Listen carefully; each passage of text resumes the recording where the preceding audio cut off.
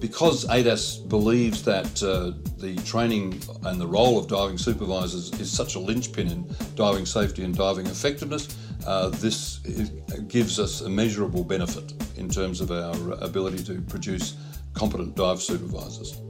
At the moment, accessing training in operational scenarios is difficult because it means standing down an entire operation. There might be problems with simultaneous operations.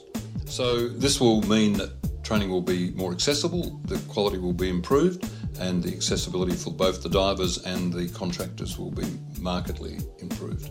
It's exciting because it's a world first. It's the first time that anybody's ever constructed a diving simulator for this particular type of training. It's been completely designed, developed and constructed in Australia. It means an improvement in training generally, particularly in terms of practicality and cost.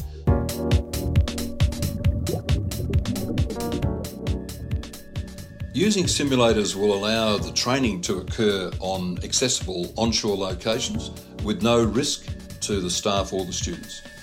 What they will particularly do is to allow the controlled testing of emergency management scenarios. That is, the ability of the supervisor to manage an emergency where a diver's life may well be at risk.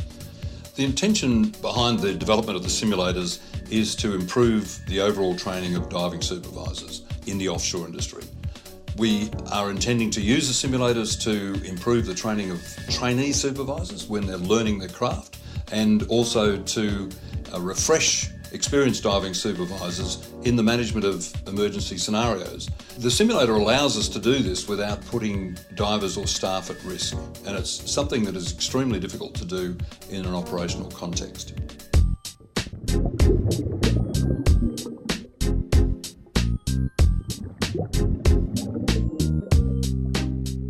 For all intents and purposes, these simulators are real dive control positions. They're fitted out in a standard industry-sized container with air and bell panels, with all of the whistles and bells that are required and found in a real-life offshore dive control position.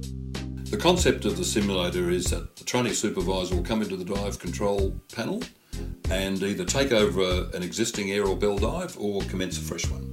Once the dive has commenced, the diver will be fed a range of inputs depending upon his reactions to various parts of the scenario. The instructor is in a separate compartment and monitoring everything that the trainee supervisor undertakes. The computer prints out a complete analysis of the dive and enables the instructor to debrief the trainee supervisor on the actions that have occurred during the dive, and particularly where safety parameters have been breached.